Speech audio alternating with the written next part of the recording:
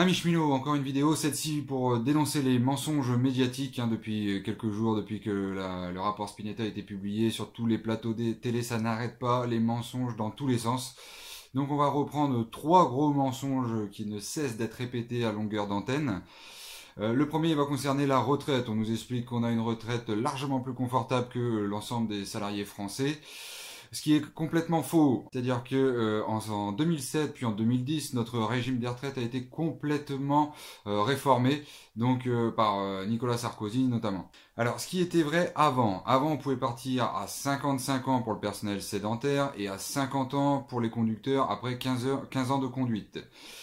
À partir de 2007-2010, ce qui a donc été prévu, c'est une décote, c'est-à-dire qu'on pouvait toujours partir à 50 ans pour les conducteurs, 55 ans pour les autres personnels, mais on avait une décote, c'est-à-dire qu'on nous dégrevait un gros pourcentage de la pension si on n'avait pas atteint 52 ans pour les conducteurs et 57 ans pour le reste du personnel.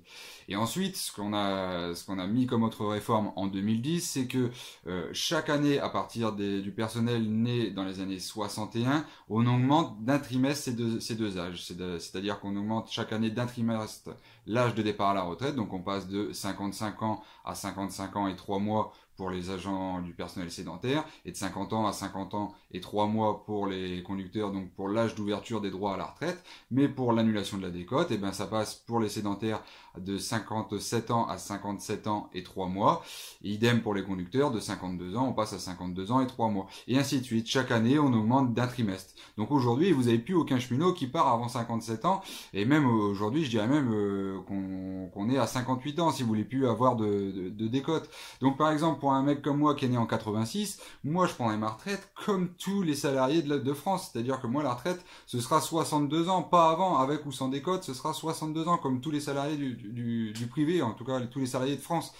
Voilà, le seul avantage qui nous reste au niveau de la retraite, c'est le calcul de la pension. Nous, notre pension, elle est calculée sur les 6 derniers mois, tandis que dans le régime privé, elle est calculée sur les 25 meilleures années.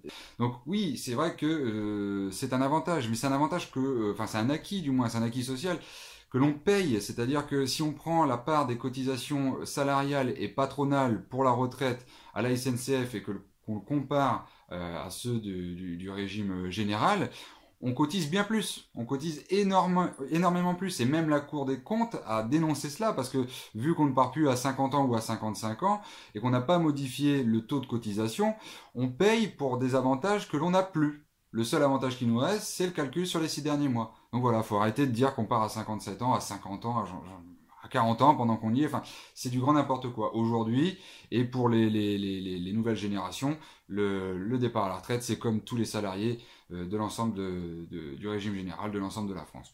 Ça, c'était le premier point. Le deuxième point, il concerne l'emploi garanti à vie. On entend partout qu'on a l'emploi garanti à vie. C'est complètement faux. On a des garanties concernant l'emploi. C'est-à-dire que si notre poste vient à être supprimé, eh bien, on doit nous faire 2 propositions dans notre région et une 3e proposition hors région, voire hors métier. Et si on refuse ces 3 propositions, on est licencié. En fait, c'est avantageux pour le salarié, certes, parce qu'on ne perd pas tout de suite notre emploi, mais c'est aussi avantageux pour l'entreprise. Il faut savoir que le coût de formation du personnel à la SNCF est extrêmement élevé. On a des formations longues. Moi, j'ai été formé pendant 10 mois avant de rentrer à la SNCF. Donc du coup, pour la SNCF, il vaut mieux pouvoir reclasser son personnel que de le licencier dès qu'il y a une fermeture de poste. Voilà. Donc on n'a jamais eu l'emploi garanti à vie, et malheureusement, on ne l'aura jamais. Et le troisième point, il concerne les grèves. On nous dit à longueur d'antenne que les cheminots sont payés quand ils font grève, ou alors qu'ils ne sont plus payés quand ils font grève. Alors ça c'est merveilleux, moi je suis délégué du personnel, donc je peux déposer des préavis de grève. Si on était payé quand on fait grève, laissez-moi vous dire que je ferai un préavis de grève 365 jours sur 365 jours. J'irai jamais travailler si j'étais payé en étant en grève. Donc c'est complètement faux, c'est un matraquage médiatique qui est insistant, mais réfléchissez par vous-même, franchement. Si on était payé à faire grève, vous pensez qu'on continuerait à travailler? On serait tout le temps en grève. Quel intérêt d'aller travailler si on est payé même quand on ne travaille pas? C'est complètement faux. Ce qui s'est produit, et maintenant ça remonte à 95, c'est la dernière lutte que les cheminots ont gagnée, c'était une lutte nationale qui a été gagnée par les cheminots, c'est qu'il y a eu un accord sur la fin de grève, c'est-à-dire que on a laissé la possibilité au personnel de placer des repos ou des RTT sur les jours de grève, et on a échelonné le paiement de la grève sur 6 mois. Voilà, c'est tout. Et de là, voilà, on entend dire qu'on est payé quand on fait grève. Non, c'est complètement faux. Simplement, quand on gagne une grève, et que ce soit à la SNCF ou que ce soit dans n'importe quelle entreprise, eh bien forcément il y a des accords de fin de grève, et si on a gagné la grève, on a des accords qui sont plutôt favorables. Mais dans tout cas, on la paye la grève. Moi, je suis pas rentré en 95, j'étais en CE1 en 95. Je suis rentré en 2004 à la SNCF, donc j'ai fait toutes les luttes à la SNCF, notamment celle de 2007, celle de 2010, celle de 2014, celle de 2016. Je peux vous dire qu'à chaque fois, on m'a retiré l'intégralité de ma paye, et en une seule fois, hein, en 2007, j'ai perdu 9 jours de grève, en 2010, 18 jours de grève, j'ai perdu un peu plus de 1600 euros, en 2014, 2 semaines de grève, et en 2016, j'ai encore fait 3 semaines de grève, j'ai perdu 1700 euros. Donc quand les médias viennent expliquer qu'on est payé quand on fait grève, je voudrais bien savoir quel cheminot est payé quand on fait grève.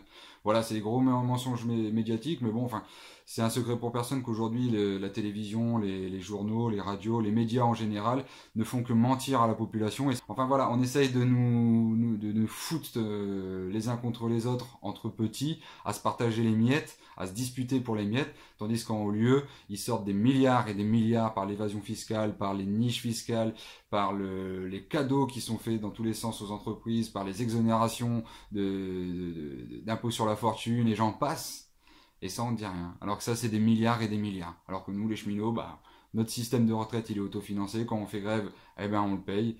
Et voilà, on n'a aucun avantage exorbitant, les seuls acquis qu'on a, eh ben on se les finance nous-mêmes. Voilà. Bah, merci pour votre attention, et puis regardez pas trop la télé, hein, ça abîme. Salut camarades.